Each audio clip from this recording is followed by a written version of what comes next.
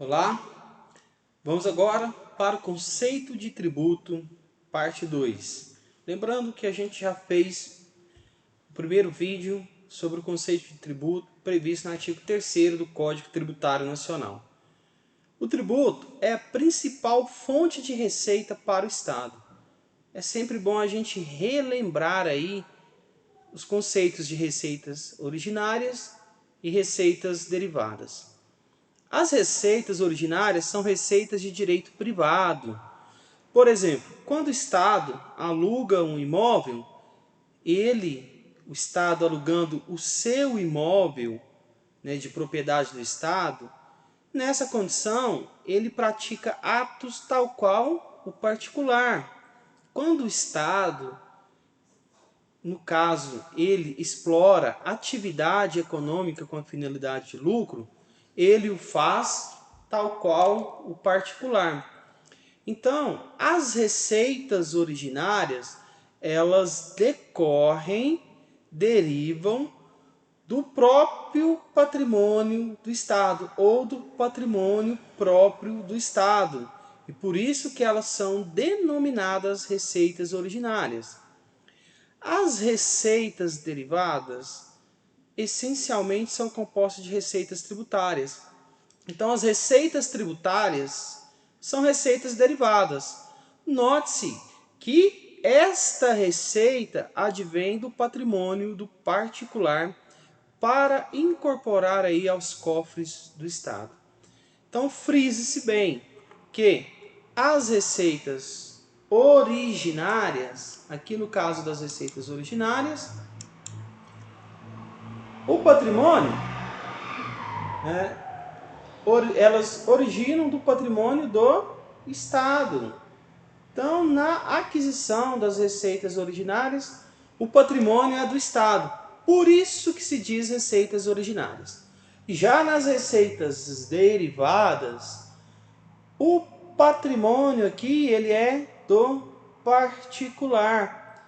Então, as receitas tributárias são receitas derivadas. Por quê? Porque neste caso, aqui, o dinheiro sai do patrimônio, do bolso do particular, para ser incorporado aí aos cofres públicos, aos cofres do Estado. Então essa é a ideia básica de receita originária e de receita derivada. A Constituição de 1988, ela não determina um conceito de tributo. Ela não traz. Ela diz no artigo 146, inciso 3º, a linha A, que cabe, à lei complementar a definição de tributos e suas espécies. Na lei infraconstitucional, a gente tem dois conceitos de tributo. Primeiro, previsto na Lei 43/20 de 64, que é a Lei de Orçamentos.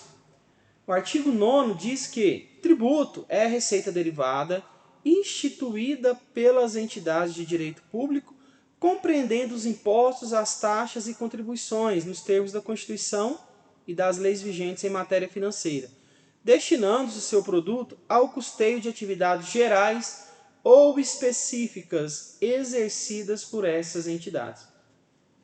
Esse conceito, trazido pela Lei 43/20 de 1964, é sobre o aspecto do direito financeiro, aqui no enfoque do ente arrecadador.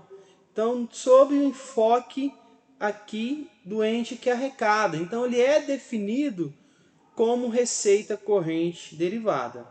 Sob o aspecto do sujeito passivo, ou seja, do contribuinte, o conceito de tributo é definido no artigo 3º do Código Tributário Nacional, que foi objeto do primeiro vídeo. Fica a dica lá para vocês reverem o primeiro vídeo.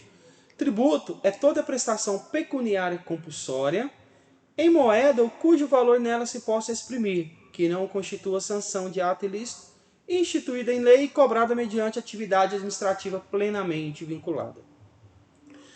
Bom, olha só, então você tem um conceito de tributo sobre a ótica de quem arrecada, sobre a ótica do fisco, e você tem o conceito de tributo na relação entre o fisco e o sujeito passivo, que são os contribuintes.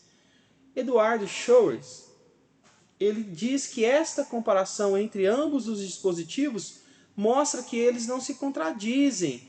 O artigo 3º do CTN, aí, imbuído de um preconceito comum à época de sua edição, não se preocupou com a destinação dos tributos ou com a natureza da receita, já que isso seria matéria de direito financeiro. Ou seja, o Código Tributário não nega a natureza de receita derivada do tributo. Aliás, se negasse, contrariaria o texto constitucional vigente à época. Apenas deixa de lado esse aspecto. Note-se que a Lei 4320 arrolava as espécies tributárias. Esse rol, se válido sob a luz da Constituição de 1964, hoje não pode ser aceito diante das espécies reconhecidas pela Constituição de 88. Isso se verá adiante. Também não se pode ser aceita a ideia de que o tributo sirva para custear atividades exercidas pelas pessoas jurídicas de direito público. Ver-se-á que o fenômeno da parafiscalidade implica em aceitar tributos, que os tributos tenham outra destinação. Tanto o Código Tributário Nacional, Lei 5172, de 25 de outubro de 1966, quanto a Lei 4320, de 1964, são leis formalmente ordinárias, mas materialmente recepcionadas pela Constituição de 88 como leis complementares. Então, olha só, o Código Tributário Nacional ele foi instituído como lei ordinária. A Lei 4320 de 64 igualmente foi instituída como lei ordinária, só que foram recepcionadas pela Constituição de 88 como leis complementares. Então, formalmente são leis ordinárias, mas materialmente leis complementares. Isso é chamado fenômeno da recepção.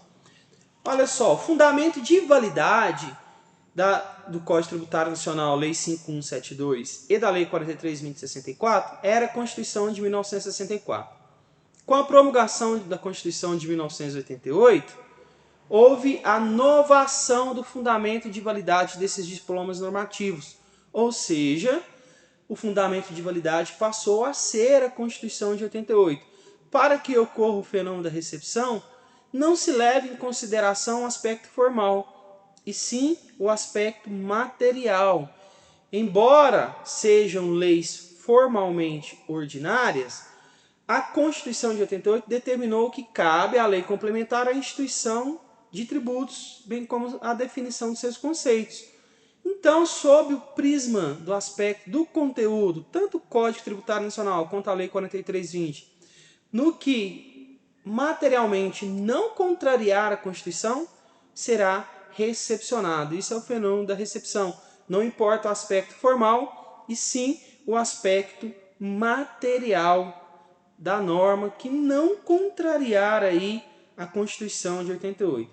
Tanto o Código Tributário Nacional quanto a Lei 4320 são leis formalmente ordinárias, mas materialmente recepcionadas como lei complementar pela Constituição de 1988.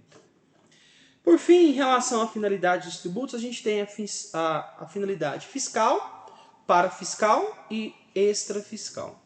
A fiscal representa o tributo como uma fonte de receita estatal. Não há uma finalidade específica, apenas a de acumular receitas, dinheiro para os cofres públicos. A parafiscalidade objetiva também a arrecadação. No caso, ela ocorre quando o sujeito competente cria o tributo e delega a arrecadação para outra pessoa de direito público, por exemplo, uma autarquia, que nesse fato a doutrina chama de entidade paraestatal. O exemplo mais conhecido é a do INSS, que antes da criação da Receita Previdenciária, a Secretaria Previdenciária na Receita Federal, era o INSS quem era o responsável pela cobrança, fiscalização e arrecadação das contribuições para o custeio da Previdência Social. Com a criação da Secretaria de Previdência na Receita Federal, essa atribuição foi novamente incorporada para a União. O professor Ricardo Alexandre traz um conceito clássico e um conceito moderno de parafiscalidade. Modernamente, a parafiscalidade pode ser entendida como a criação de um tributo com a finalidade de sua arrecadação ser utilizada para o desempenho de atividade de outra entidade que atua ao lado do Estado, ou seja, entidades paraestatais, não sendo relevante para fins de se definir a parafiscalidade o fato de quem cobra o tributo ser o próprio ente político ou então a entidade paraestatal que receberá a arrecadação. No passado, como no exemplo citado aí, era o próprio INSS quem cobrava. Hoje não é ele quem cobra, mas continua recebendo o repasse das contribuições para o custeio da Previdência. No conceito clássico, para que haja parafiscalidade, então é necessário que o poder público crie o tributo e delegue a arrecadação desse tributo ao ente que atua ao seu lado, a entidade da administração indireta, bem como que esse ente da administração indireta arrecade e fique com os recursos para o desenvolvimento de suas atividades. Já no conceito moderno de parafiscalidade, aqui independe de delegação, bastando que o tributo seja criado para financiar a atividade do ente paraestatal ou ente da administração indireta. Ou seja, o fato de a receita arrecadada ainda estar vinculada a um destino específico, no caso das contribuições à Seguridade Social, é suficiente aí para caracterizar a parafiscalidade. Certo? Por fim, em relação à extrafiscalidade, aqui, além da finalidade arrecadatória, o tributo ele tem uma característica de regular determinados setores da economia, ou seja, a finalidade de regular o mercado. Essas intervenções elas podem ser incentivadoras ou inibitórias de comportamentos. Exemplos: o comércio exterior é clássico de exemplos aí de extrafiscalidade. Em 2015, o governo federal aumentou o valor do imposto de importação em quase 80% em alguns casos. Resultado: a importação de produtos caiu consideravelmente, principalmente de veículos importados. Então houve o quê? Um desestímulo à importação de produtos, principalmente veículos, e produtos de perfume e cosméticos. Um outro exemplo: o trigo consumido no Brasil, ele vem quase sua totalidade do exterior, principalmente da Argentina, que é o maior fornecedor de trigo para o Brasil. Se aumentar a demanda interna no Brasil por farinha de trigo, consequentemente vai aumentar o valor do pão de sal e dos produtos derivados do trigo. O governo, então, ele pode diminuir as alíquotas do imposto de importação com a finalidade de baratear o trigo, evitando que o produto falte, no mercado interno. Então, aqui você tem uma finalidade de baratear, evitando que o preço do pão e outros produtos derivados do trigo aumente. Então, aqui você tem uma função incentivadora à importação. Um outro exemplo: se houver uma excessiva valorização do álcool, da cana-de-açúcar, no mercado internacional, por ser um biocombustível, o governo ele pode aumentar a alíquota do imposto de exportação com a finalidade de garantir o abastecimento no mercado interno.